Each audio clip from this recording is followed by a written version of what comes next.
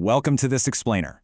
Today we're stepping into a very specific, kind of dimly lit room of the human heart. We're going to shine a massive spotlight on one of the most painful, most confusing cycles we can possibly trap ourselves in, and that is the complex psychology of toxic relationships. I want you to imagine standing on a floor that is just constantly shifting beneath your feet, where every single step you take to try and find your balance literally only makes you stumble further. That right there is the visceral reality of an unbalanced dynamic. So today we're going to dissect the anatomy of this exact pain, break it all down, and really uncover the hidden mechanics of our own minds. It's a haunting question, isn't it? Why do we chase the people who hurt us? Honestly, it defies all logic. Think about it. If you touch a hot stove, your hand naturally pulls back in a split second. But in relationships, somehow we sometimes press our hands harder against the burning metal. If you've ever found yourself staring up at the ceiling at 3 a.m., just completely exhausted, wondering why you can't walk away from someone who constantly brings you to tears, I want you to know something right out of the gate. Your pain is incredibly real, it is valid, and you are far, far from alone in feeling this way. So let's peel back the layers of this paradox together. Part 1. The surface symptom. The paradox of chasing pain. We have to start with a really painful reality, which is holding on to hope. The source text points out a profound truth here. Nobody ever really sits us down and teaches us what a healthy relationship looks like. We aren't handed a compass or a map at birth that clearly highlights healthy dynamics in bright green and toxic ones in flashing red. We're just kind of left to navigate the wilderness completely on our own. And that is exactly how this paradox takes root. Look at the stark contrast we're dealing with. Isn't true love supposed to feel safe and blissful? Isn't it supposed to be your safe harbor? Like stepping into a warm room away from a massive storm. But attachment, man, that is the exhausting reality of constantly having to prove your worth. It's literally like being on a treadmill that never ever stops, where the incline just keeps getting steeper and you are running on empty just to avoid being thrown off. Why does it sometimes feel like love is something we have to constantly prove ourselves worthy of? When we confuse that brutal treadmill for a safe harbor, that sheer exhaustion just becomes our new normal. Part 2. The root cause, childhood conditioning and earning love. So to understand why we stay on that treadmill, we've got to travel back in time a bit. We have to pull the psychological layer back to its absolute origin, because the foundation of the house we're currently living in was poured a really long time ago. The quote says it all. Since childhood, many of us grow up believing that love has to be earned. This is exactly where the seed is planted in the dark. We learn super early on that if we just behave in a particular way, or if we morph into the person others want us to be, then maybe, just maybe, they'll accept us, appreciate us, and eventually love us. And you know, this belief doesn't announce itself with a megaphone. It quietly, secretly becomes a part of us. We literally become actors on a stage, performing for an audience of caregivers, entirely convinced that our genuine, authentic self just isn't enough to afford the price of admission to their hearts. And looking back through that lens, we realize a pretty devastating truth about our friendships, our romantic partners, maybe even our work dynamics. We weren't always choosing people because they were actually right for us. We were desperately seeking their validation. We were choosing them just to feel chosen. I want you to picture walking through a massive, crowded market, but instead of looking for the food that will actually nourish your body, you're just frantically looking around for any vendor who will simply acknowledge you exist. There is a massive, massive difference between a genuine connection and the desperate hunger to just be selected. Part 3. The descent. Losing yourself in them. This dynamic builds like an unfolding tragedy. It's like watching the slow fade of an old photograph. Step 1. You start doing things for other people not because you genuinely want to, but out of a deep-seated fear that they might leave. You're constantly walking on eggshells. Step 2. Slowly, without even realizing it, you stop thinking about yourself. Their choices become your choices. Their happiness becomes your sole responsibility.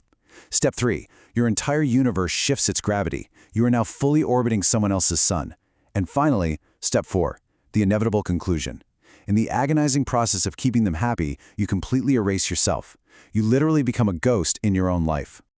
Picture the scene for a second. You're sitting alone in a dimly lit room, the glaring white light of your phone screen just illuminating your face. You've sent a message. Now you watch the empty space. A minute passes, then 10, then a full hour. As the source outlines, absolutely everything they do begins to affect us. A delayed reply entirely dictates our mood. You know that feeling, the knot physically twisting in your stomach. The air suddenly feels thinner. Your entire emotional equilibrium is being held hostage by the silence of a tiny digital screen. And when that silence finally breaks, the words can be absolutely devastating.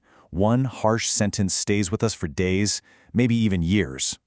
Imagine a single drop of dark black ink hitting a clear glass of water, and you're just watching it slowly expand and swirl until the entire glass is clouded over. That is exactly what a single critique from this person does to our self-esteem. Our entire self-worth becomes entirely dependent on their fleeting, completely unpredictable approval. Which leads us to the insane mental gymnastics we start performing on a daily basis. When someone hurts us repeatedly, we often don't even question the relationship. Instead, we question ourselves. We turn our own minds into a courtroom where we somehow play both the harsh prosecutor and the guilty defendant at the exact same time. We tell ourselves, well, maybe it was my fault. Maybe I overreacted. Maybe they said those awful things because I actually deserved them. We bend reality, twisting and contorting the facts until the bruising feels like it was our own doing.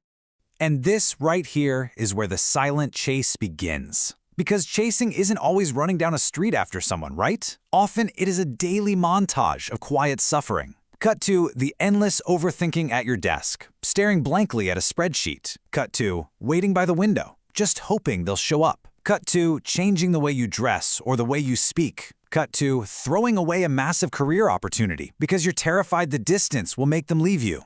Cut to biting your tongue and forcing a yes when every single fiber of your being is screaming no. The more emotionally invested we become, the more our attention violently shifts away from our own lives.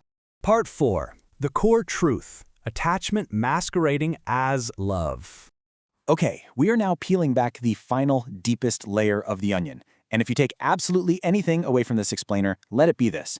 Your inability to walk away is not a character flaw. It is definitely not a sign of weakness.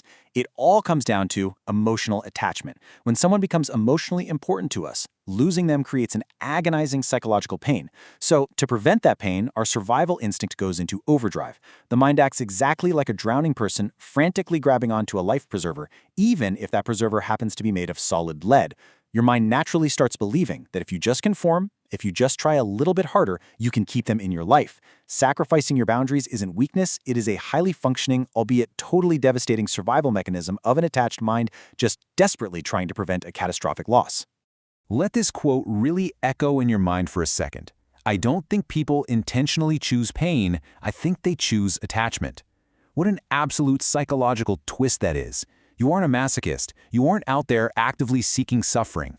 The really difficult part, as the source reveals, is that this attachment can be so deeply powerful, so overwhelming, that we literally mistake the grip of it for a hug. We mistake it for love. And eventually, inevitably, we arrive here. The attachment becomes so powerful that the pain just feels normal. Imagine living inside a freezing cold house for so many years that when someone finally opens a window to let a warm summer breeze in, you physically shiver. You've completely forgotten what warmth even feels like. People continue holding on to those who hurt them, not because they secretly enjoy the freezing cold, but because they are absolutely terrified of the unknown that lies outside the front door. They are utterly terrified of untethering themselves. So I want to leave you with this final, piercing question to wrap things up.